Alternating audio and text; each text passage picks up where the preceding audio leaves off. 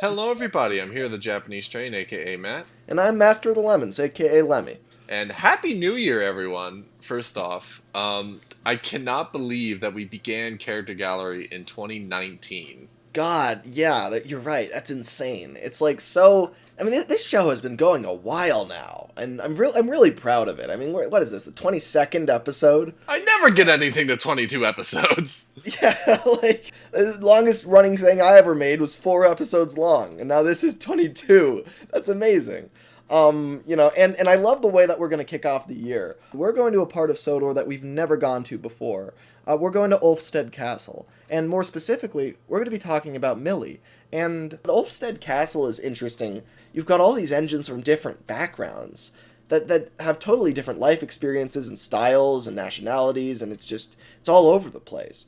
And Millie is kind of the curator of this entire operation. I mean, she is kind of the engine equivalent to what the Earl does, because the Earl can't be there all the time, but Millie is. It's kind of the equivalent of, like, the Steamworks must have a chief mechanical engineer that's calling all the shots, but then you've got Victor, who really day-to-day runs the operations. You know, he's delivering all the parts back and forth. You know, he's the one that the engines credit with fixing them. Millie is interesting because she's almost the inverse of Victor. Like, when an engine is having an issue, they go to Victor. When an engine, when someone needs help, they go to Victor. They trust Victor. They know. Like, there's nothing untrustworthy about Millie, but she is just not treated like she runs the place day to day.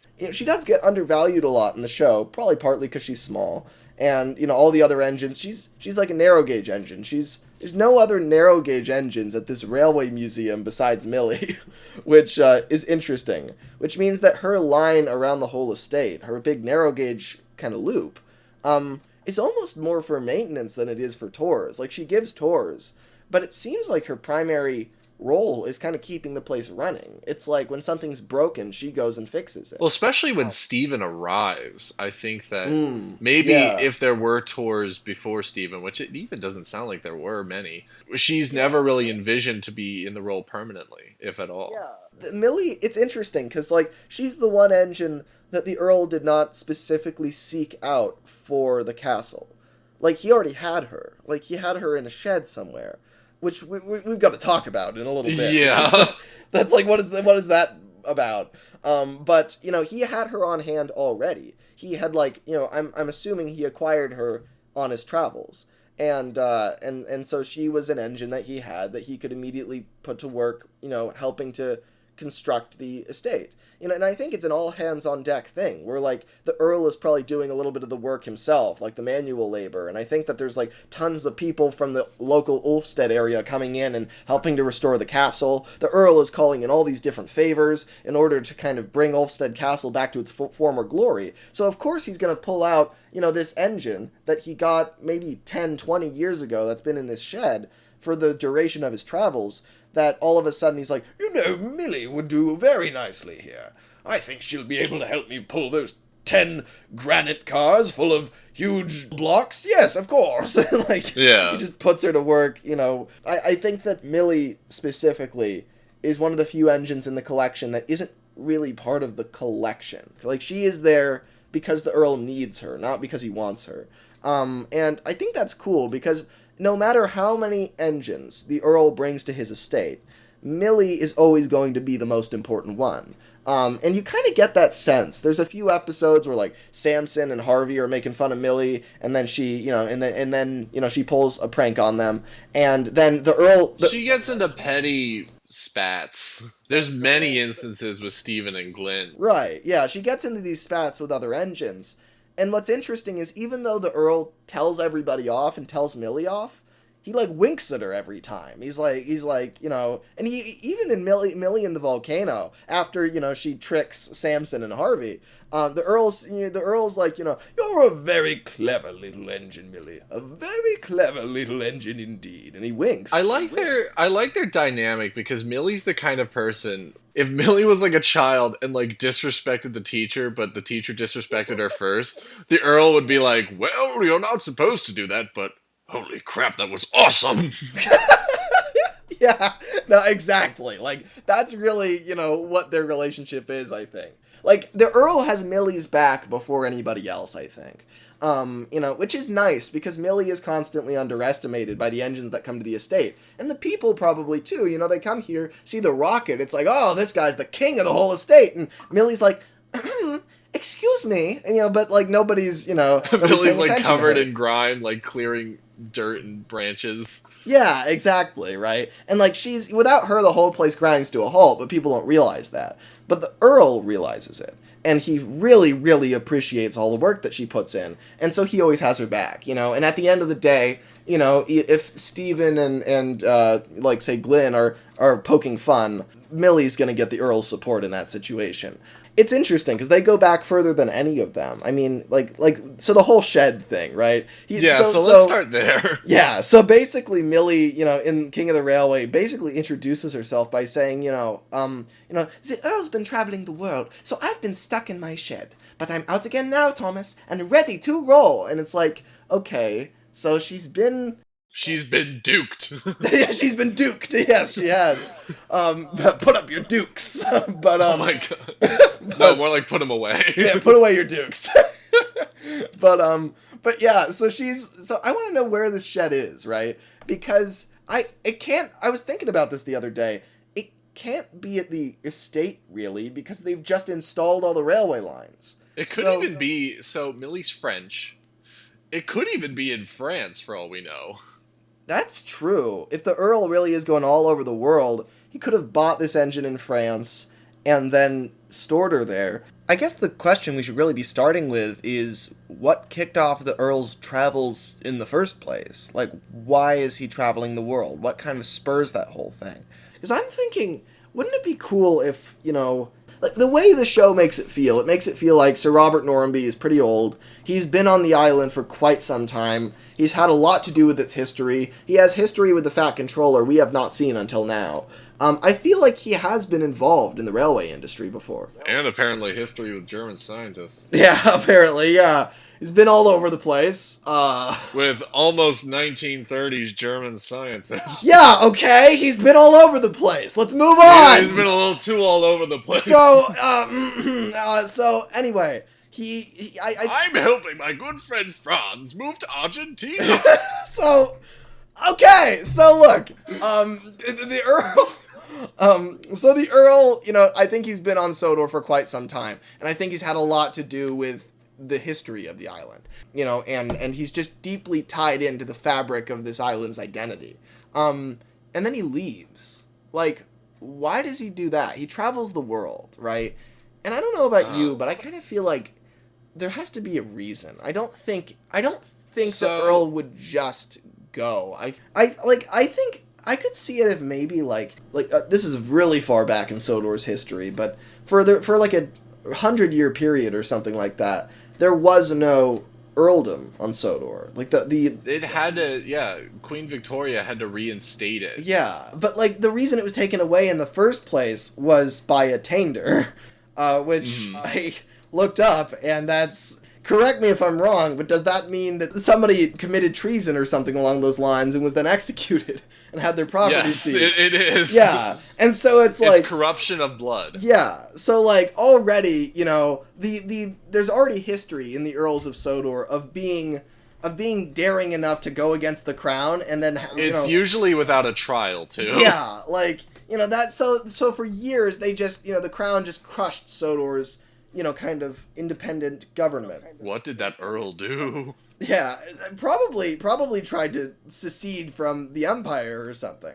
I imagine, something that's totally justified, but something that would have threatened the crown, and so they would have crushed that insurrection. This was also the Jacobite Rebellion, and Sudrians were harboring Scottish rebels. Interesting. Yeah, so that's, I could see that. So, Sir Robert Norramby, right, knowing him, I could see him having a little bit of that flair. And maybe in the earlier days when he's doing all this stuff for the people of Sodor and really kind of riling them up and making them proud to be Sudrian again, maybe the crown starts getting threatened and decides to take away his earldom. again, because he's just not, in their eyes, he's abusing the power. He's riling up the people, and he's a danger to the British Empire. So they take away his title. He is robbed of being Duke, right? And that's devastating to him, and he doesn't know how to deal with it. So he travels the world to kind of run away from his problems, right? He's still got a lot of money, but he's just not Earl anymore. Yeah, I could see him really doing something to piss off the crown. Yeah, I think, but it would, in his way, wouldn't be the scary revolution way. It would be like, you all have something to be proud of. We are Sudrians, and we can build our own railways. We can do our own bold ideas. If it's the 20s, the Irish are already in open rebellion just across the sea, and they're like, oh my god, he's a Sudrian nationalist. Yeah. Take it down. And he's like, the Earl is like conducting this enormous, exciting... Now what's this red dot on my forehead? Yeah. God damn it. Hopefully it doesn't become a bill of attainder. Yeah.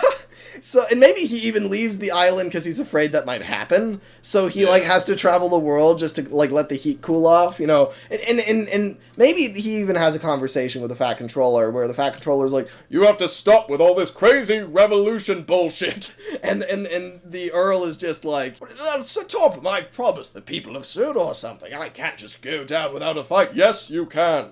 I've been getting letters, very concerning letters. You have to go. Get out of here now. Fine, I'll go to France. They're very prone to non-revolutionary thinking. And so the Fat Controller just face palms, right? So the Earl has to leave Sodor, right? Because he's just riled people up too much.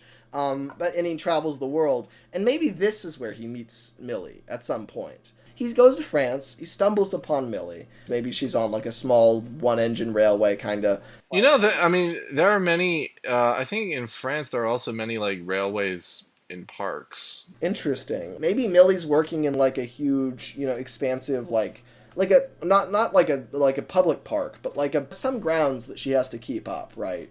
Maybe there's some sort of forest somewhere that she's got lines that runs through, and she has to have cuttings cleared, and she has to help the groundsmen and that sort of thing. Maybe wouldn't it be great if the Earl gets lost on a camping trip or something? He's attempting to camp in some French forest, and he's like, this is the perfect place to put my tent, and it's he puts it right on he doesn't realize that it's so close to the railway tracks because they're so overgrown. Yeah, it's so overgrown, and it's also the dead of night, and so he just can't see anything. And he's like, I'd better make a fire. Just imagine him in short in cargo shorts and Can you imagine him setting a forest fire and Millie has to wake up in the middle of the night?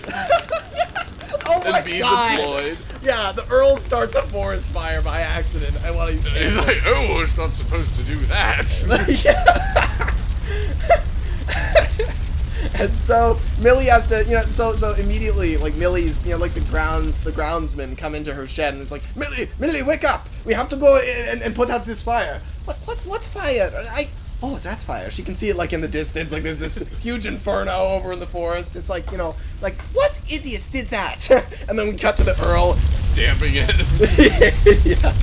And I imagine him just he's just in short cargo shorts. Literally an English squatting tourist. Yeah, no, exactly, right? And so, finally, Millie gets over there, and they have some, they bring buckets of water, and they have a special car for this or something, right, to put out fires because this happened. And used in cases of emergency British tourists. Yeah. And so they put out the damn thing, right? And while the roundsmen are fighting the fire, it's dwindling. It's it's almost done with. It's just simmering now.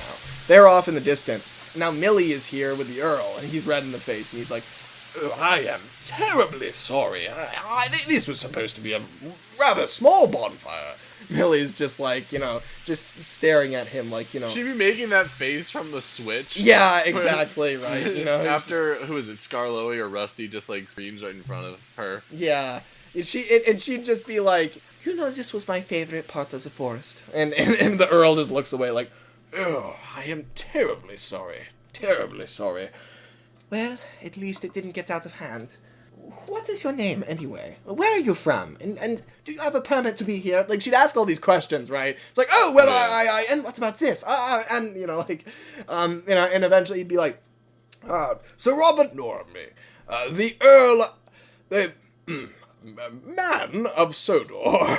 and she'd be like, Sodor, where is that?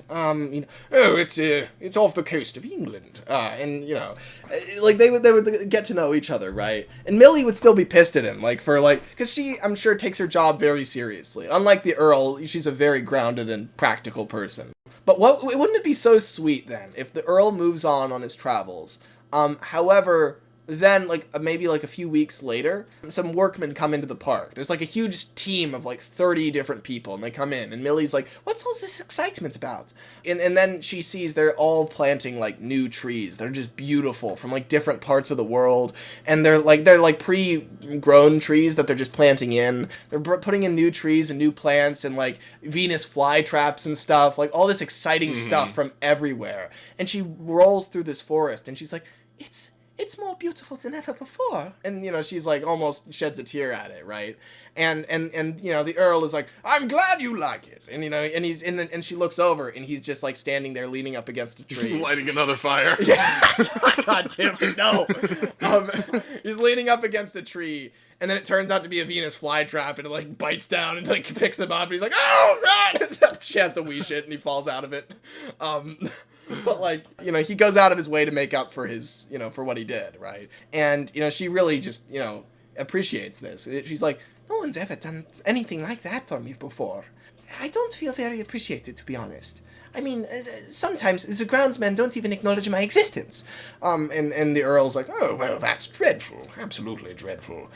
I think, what if her park railway in France closes down? And the Earl, I could see it where he's kind of running from his problems still, but he knows deep down that he's gonna have to go back and make Sodor a better place, even if he's ashamed to have lost his earldom. He still has a lot of power there, and he should use it.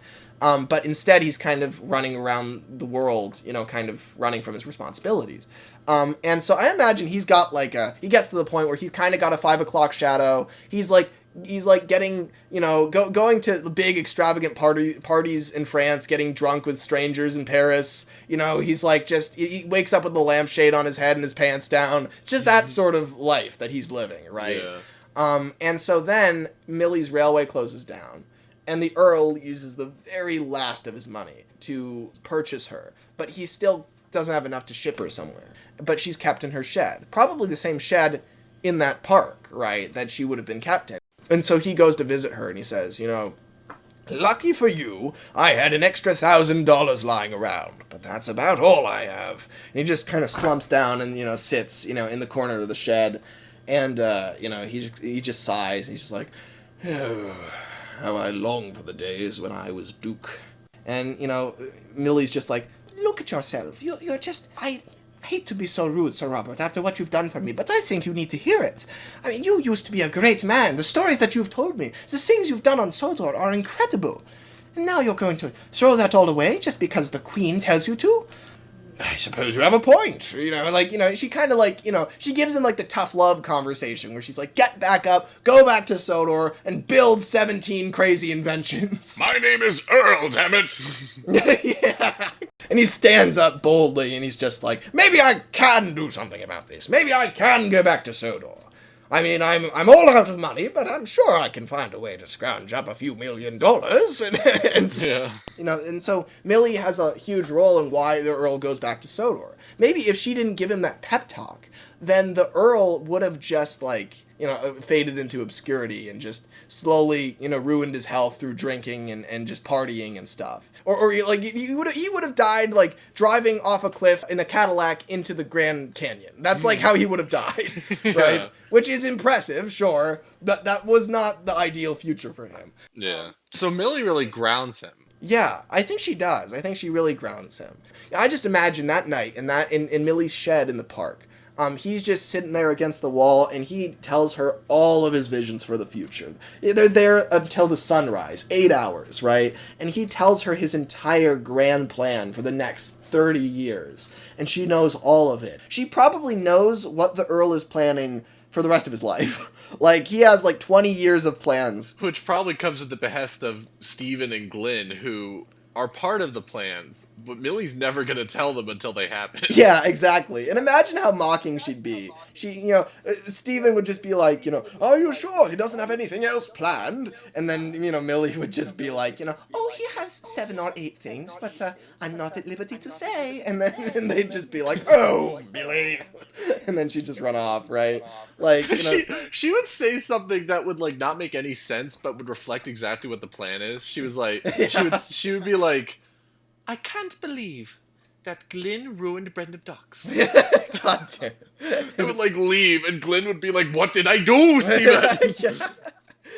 I think that would be so cool, to have her kind of be that backing that he needed. So, Yeah. they return to the estate, and they're both equally excited to, like, get things done. It's like, I think this is, like, 10 times the size of what she had in France. This is like a bigger version of that, right? In the same way that, like, Millie, she shows the Earl the way to get back, his earldom. He's like, well, Millie, if you want a railway to manage, here you go. And he swings open the gates, and she looks at just the estate, and there's like, it's just enormous, right? It's like 10 times as big as not just the park, but any place she's ever seen, right? It's huge. And he's like, this is all yours, and it's like, and she's just like, oh my God, I cannot wait to manage this place. The hedges over there will be trimmed that way, and the trucks will be stored there, and she'll, like, have so many ideas, right, as to how, like, she wants to run the estate. Like, just imagine the two of them at the gates for the very first time, entering Ulfstead Castle. Like the very front gates, and then they just swing the gates open, and then the two of them are just looking on. Brand new car. Yeah, God damn it.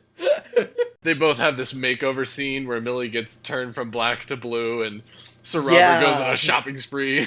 Yeah, exactly, right. It's like, he's like, I imagine he brings, like, paint swatches to, like, her shed, like, at the estate, and he's like, what do you think?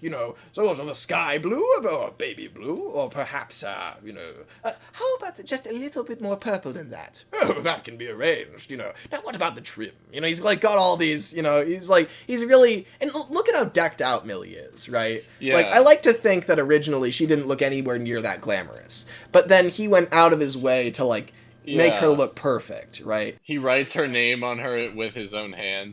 Yeah, exactly. Like, paints it, it's like the scene in Adventure Begins while everyone is watching, except, it's the Earl, and it's like it's almost like in his handwriting, right? Yeah. Like, that's just how he writes. I can do Millie with my hands. I cannot do the crown emblem. Yeah. Someone else is going to have to do that one. Oh, get the guy that painted Thomas's #1. He's great. God damn it. That guy's just a superstar now. He's just like, he charges like $10,000 to paint a number. It's like, it's like, damn it, Gordon's 4 got scratched. All right, I'll get my checkbook out. That's why the locomotive crisis happens. Yeah, god damn it. But yeah, so then from there on out, Millie and the Earl are both kind of picking out like how to deck out the entire castle, right? And they just have, the Earl has such a clear vision, and then Millie tells him how he could do it, because the Earl doesn't have any experience restoring something or building something or anything, right? He has visions. And he can inspire people. He can excite people to do great things. Yeah, I think that Millie is... What's great about her is she backs up with her work the ambitions of the Earl. Yeah, she gives him the comfort she gives him the comfort of being able to pursue any dream he wants, because she gives him the confidence that his workforce, being her and whoever, can do it. Yeah, exactly. I've never seen it that way, but you're totally right. Is that like, the Earl is a dreamer, right? He has, she's the guarantor. Yeah, exactly. Like, he has the vision. He has these big ideas, but I feel like the Earl, without Millie, we don't see a lot of this, but I think behind the scenes she's probably encouraging him a lot. And she'll be realistic with him too, right? She'll be like, she'll help him tweak the vision, It won't be like, you can't make a dinosaur park, that's insane. She would be like, maybe have a railway line around the dinosaur park. And the Earl's like, oh, that's brilliant, Millie. And he like taps her on the cab, you know. Maybe have a Ferris wheel and not an interballistic space station. yeah, exactly. Like, she helps him workshop these things. But she never turns down his ideas. She always, Which gives her a lot of leverage, too, because if the Earl had a plan, if the Earl were ever doing something that would hurt anybody or anything or be too dangerous... Millie could talk him down. And she's probably the only one that Maybe could that's talk why him the down. Railway Museum hasn't been built. Oh, interesting. Yeah, like, the Earl is not... It seems like it's a can being kicked down the road. Yeah, I could see it as the Earl really likes the idea of, like, imagine it, Millie, 20 engines all lined up in a row for people to go and visit. And then Millie's like, okay, but do you really think that an engine wants to sit on a little prison line for days, weeks, months on end? I don't think they'd enjoy it very much. And the Earl's like, oh, well, I hadn't thought about it that way. Perhaps you just let them run around on the estate. Well, I suppose that's a little more interactive now, isn't it? And she knows what the Earl wants before he knows it, because she's so confident that it will work. So yeah, I don't think anybody can intimidate her.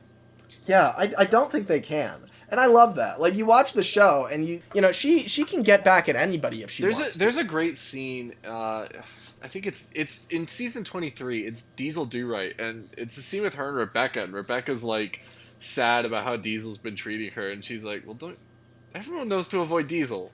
Like, everyone knows he's a jerk. Like, right. I'd imagine if that scene continued, she'd be like, well, I'm a narrow gauge engine who stays here all day, and I know this. Yeah, exactly. And I love her bluntness, too. You know, she's like pretty... She sees right through everyone. Yeah, like, you know, she's just... And I think that is partly to do with the fact that, you know, if she did spend all that time, you know, at that, you know, park in France, right? Then she's probably, like, encountered a lot of different people. And a lot of different types of person. And, you know, she's just, you know, dealt with a lot of people. And especially at the estate, you know, like, there's visitors here constantly. More than she ever would have had in France. So the way we address this is Millie being locked in a shed or whatever. We kind of made that her French railway. Yeah, we kind of did. So the Earl didn't... It's not the Earl like didn't lock Millie in a shed and then go away and then open the doors and bring her back. Yeah, he freed her from the shed, which is interesting. This is a daring thing, but what if the Duke actually has a role in rescuing Duke, like in the 70s? Like, what if you know, King of the Railway takes place roughly around the same time as, like, Sleeping Beauty? Maybe there's one more person on that expedition to find Duke, which is the Duke. You know, it's the Earl, right? He was actively involved in the effort to rescue him. And he footed the bill for his restoration and everything. He's like, you know, don't worry, Duke, I'll take good care of you. That would be interesting, because I think Duke the entire time would feel like the right-hand engine. He would feel his status elevated, and he would finally be done with his restoration. He'd come out of the shed, and there's Millie. The Earl's, like, polishing Millie's brass or something while he waits. Yeah, exactly. But Duke is missing something. He's missing that spark. He's missing that... Because the thing is, Duke doesn't have vision. No, he would shoot down all of the Earl's plans. Well, I think that's the other side of it, is I think he'd be terrified to do that. So not only would he not agree with his plans, he would not voice that, because he could never bear to, like, disappoint the Earl. So he would, the Earl would be like, well, what do you think of that? Is that a good idea? Whatever you say, sir. Yeah, exactly. Yeah. And it's interesting because I think at first, right, Duke would be restored, come out of the works, be so excited to be the Earl's right-hand man again, and then, oh, Millie's here, yeah. So, like, you know, I think that, like, he would be like, and who are you? And Millie's like, I am the Earl's engine. I run the estate railway. You run a railway. You're a bit small for that, aren't you? And you know, there's just kind of, they just stare at each other, right? Like, immediately Duke is sensing that the Earl is closer with Millie now than he is with Duke. And it's like, you know, it would just be very tense. But I feel like, you know, eventually they would grow to respect each other a lot. Because Duke and Millie honestly have a lot in common. Like, they're both very practical. They're both a bit stubborn. They both believe in an eye for an eye. They're both very blunt. I think Duke would be scared to be so similar to Millie. Like he'd want to be like, no, I am better than Millie, but then he'd realize like, right. I am very much like Millie, except she is more willing to make she doesn't have reservations about the Earl's happiness. Yeah, and I think that would be a mature thing for Duke to do, is realize, I don't serve the Earl the best. I'm not the perfect right-hand man for him. Millie, you may take my name. Yeah. I don't deserve it. And then Millie would just be like, I don't want to be the Duke. I'm Millie. The Duke painted my name on me himself. I'm not going to give that up for anything. And then Duke looks over and he's like, you know what? That's exactly what I would say. And, they start to respect each other a lot. Yeah. Duke would start to really like Millie. And apparently now Duke can talk to Millie whenever he wants because there's a line connecting Ulstead Castle to the Skarloey Railway. God, I could see, how we talked about accessibility earlier, is like Millie, had a hand in adding a lot of standard gauge lines that Duke might not have if he had been the estate engine. Yeah. I think, I could see, look, it's insane that there's a line connecting the Skarloey Railway to Ulfstead. It literally makes the Skarloey Railway twice as long. It's nuts. I'm going to get that out of the way right now. But it's the Earl. This is a big moment because Lemmy has always hated this line. It's the Earl doing it. And the Earl is bigger and bolder! I do like the idea of Millie pushing for that because she wants a chance for the Skarloey Railway engines to get here. And maybe even Millie, has a breakdown at some point and is sent to the works, and she talks to Victor. And Victor is like, when I first came to the steamworks, there was not a narrow gauge line that went in here. But I had one put in because, you need an easy access route for the Skarloey Railway engines. After all, they break down just like anybody else. Yes, and they also enjoy seeing beautiful sights and castles like anyone else. And she starts thinking about it, right? Mm-hmm. And she comes to the Earl with the ideas, I know it's not usually me with the big, bold ideas. Oh, you're finally coming up with a big, bold idea, Millie. I'm so proud. And, and she's like, what if we build a narrow gauge line to the Skarloey Railway? That's glorious! I'll get working on it at once, right? It's, it'd be that quick for him. He'd just, love the idea of it. What would be funny, too, is, say this line gets built, and say this is before Luke comes out of hiding. This is a fallback plan for if Mr. Percival is sniffing too close to Luke's hideout. Yeah. Send him to Ulfstead! That would be great. It's some sort of literal underground railroad where Luke's gonna get scrapped if they don't send him through there. So it's kind of like the backup plan. It's they just the Earl will hide him for a given amount of time. Let's talk about Luke and Millie a little bit. They have such an interesting friendship. I really like it. Where it's Millie would be really interesting because she wouldn't be a Skarloey Railway engine. But whenever she comes if she were to just puff right into the Crovensgate sheds and into the yard, she'd be like, hello everyone, and then it'd just be like, oh hi Millie, hello Millie, oh hello Millie, be no big deal, right? Everybody will treat it totally casually. It's oh, that's Luke's friend, hello Luke's friend. Right? I love that. Yeah, I love that it becomes Luke's friend. Right. I would love to talk about her relationship with Stephen and Glynn too, and really in general, what is it like for her that she kind of has to clean up after all these engines, right? And the more engines that start living at the estate, the more work she's going to have to do. Do you think they'll ever get to the point where, they may bring in a second specific, groundskeeper engine? I could see that being the case, and I could see the Earl slowly realizing that as his plans are getting bigger and bigger, Millie is looking smaller in the grand scheme of things. That's very interesting. That the idea that he might feel compelled to leave her behind almost. He's kind of talking to her less and he's getting more focused on his bigger plans and What would the castle look like at this point? It would have A roller coaster shooting out of the side, going down the hill. It'd just be nuts. Like, it could even be, though, that the Earl is buying up more land around Sodor and doing things outside of Ulfstead. Like, maybe that's where that damn airship came from. Yeah, he started like a Zeppelin factory. But well, it got struck by lightning. But it fell down to the forest and started a bit of a fire. But yeah, you know what?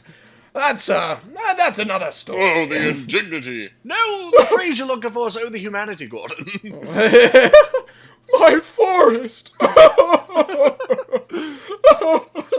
damn it! But anyway, you know, like I could see that though as like the Earl. Millie would start to fear that the Earl is drifting away from her and his plans are getting too big to actually, you know, to include her anymore. And kind of bigger than she would even be prepared for. I think that at some point, she just wants to live the rest of her life. Just like, you know, just taking the groundskeeper around. Yeah, and just maintaining I could see her living out the rest of her life as wanting to retire to a cottage and cultivate a garden.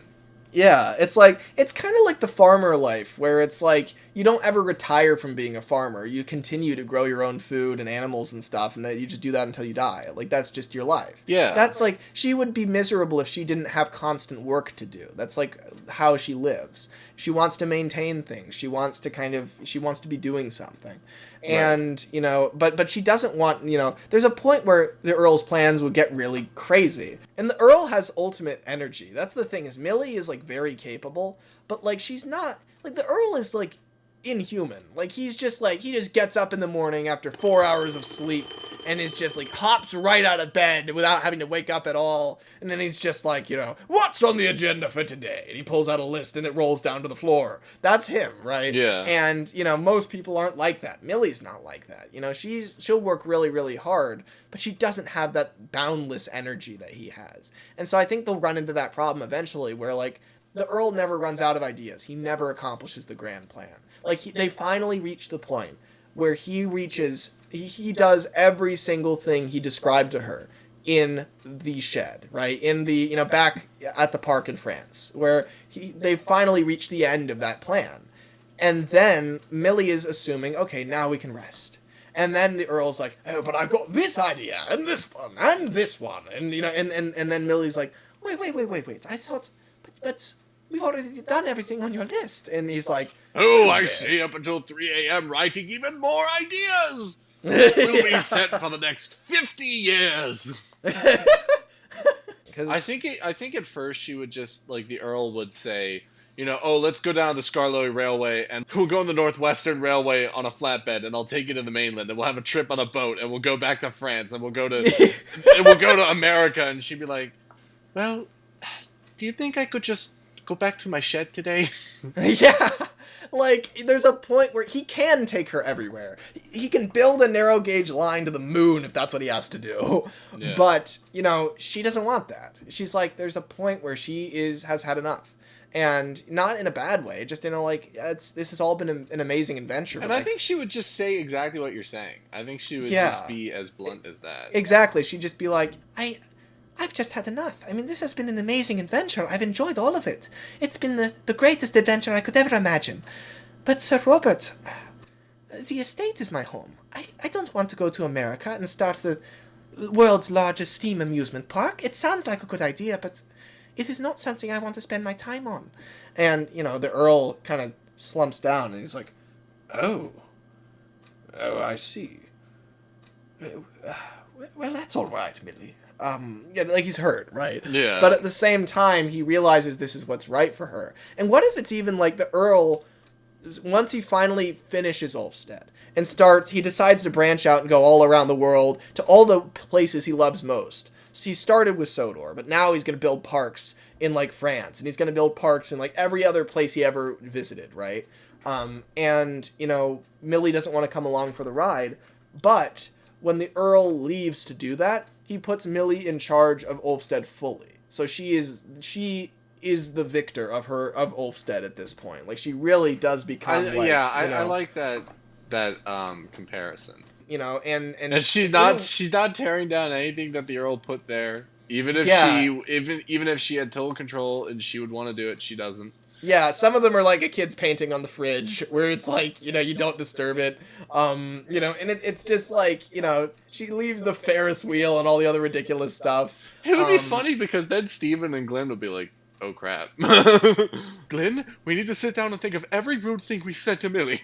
Yeah, she'd be in charge now. Yeah. Like, she would decide what they do. Like, I think, that would be really cool too, because that essentially makes, like, Millie, like, this bastion of preservation, where she's kind of like, she is responsible, because if this is far into the future, it's at the point where the estate has, like, 30 engines, and they're all, like, the most significant engines you could think of. That's crazy. And it would rival the NRM. Yeah, it really would. I imagine that. Imagine if it got even bigger. Imagine if it got that huge. I think Stepney would move there. Yeah, I honestly could see that, right? He would... Stepney, I'm sorry. Stepney, we're going to have to talk about Stepney at some point. He's eventually going to snap and go to a bigger line. There's no way he's staying on the Bluebell forever. Yeah, he said that like 17 times. He's like, oh, well, I love the Bluebell, but I just wish I had a bigger line.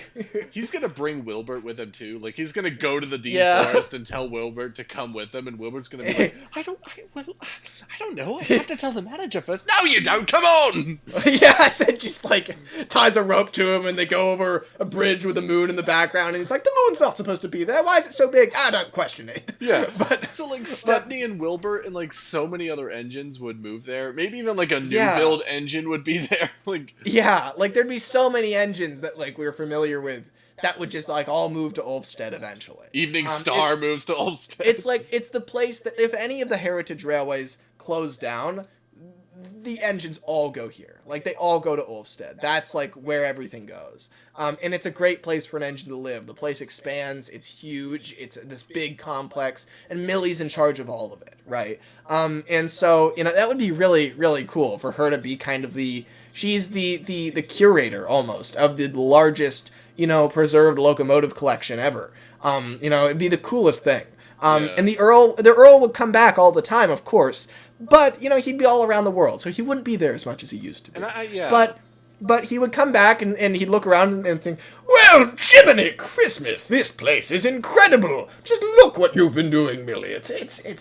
There's a lot of engines here. Oh, Stepney! You got Stepney? And, is that City of Truro? Oh, and he can... and Mallard! And she's running again! And, that sort of thing, right? He'd be so proud, right? And, it'd just be this enormous staff of 200. The track would have, like, so many different gauges. Yeah, it would. It'd have broad gauge on there. Duck would visit Ulfstead at some point and just cry. He'd just be like... It's the most beautiful thing I've ever seen. Millie, I'm going to have Victor turn me into broad gauge right this minute. Hold on, Doc. Syncs is over. But that would just be so great. Ulfstead just becomes the most incredible extreme version of itself, right? Eventually, and Millie's in charge. And ironically, after Millie takes over, it becomes the most engine friendly place. Yeah, well, because I think that the Earl running it, I think the Earl is prolific. He comes up with a lot of different ideas, but he doesn't develop one. He he does something amazing, then moves on, and moves on, and moves on. He started a dino park before he even started the railway museum. Like, come on. He's all over the place, jumping all over the place. Whereas Millie cares about the estate and cares about the railway element. And so she's going to make that as good as it can possibly be. And it expands to just enormous size. And somehow she still manages all of it. Imagine her and Luke working together to do that. It's like she'd have to pull him in at some point. I could see Luke maybe even becoming a permanent resident of Ulfstead Castle, or at least semi-permanent, where he's there a lot, helping her, deal with this huge facility. He would be that, or some sort of bridge between the two. Yeah, yeah, he would take visitors from the Skarloey Railway to Ulfstead Castle. Yeah, which makes a lot of sense because that whole railway is very touristy, and so it's like to have a direct link would be very beneficial to both. But that would just be so cool. I would love to see Millie's story not end that way, but just develop into that, where it's like, I could really see her doing the most epic version of what she does right now. You know, and I think that, you know, that would happen eventually. But no matter where the Earl goes and what he develops, he will always be, you know, incredibly close with Millie. And when he has a huge idea that he needs to run by somebody, even if he's going to do it in Taiwan, he's going to go back to Sodor and he's going to ask Millie.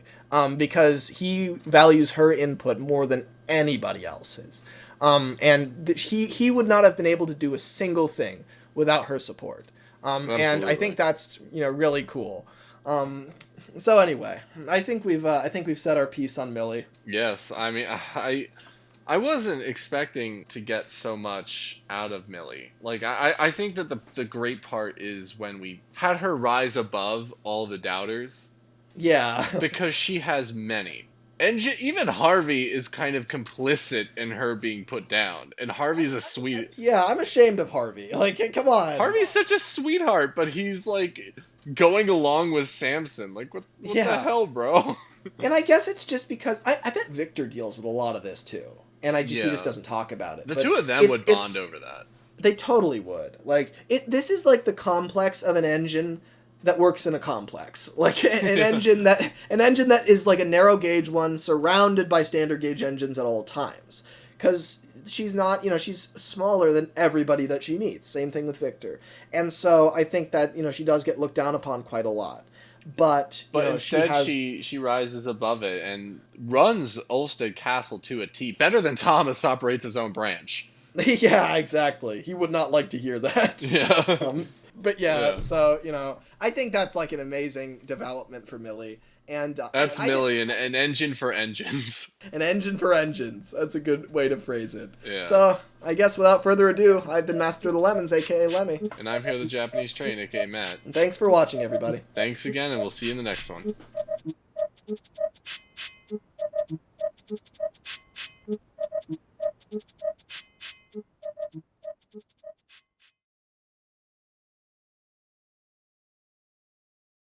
No taller, bigger, bolder!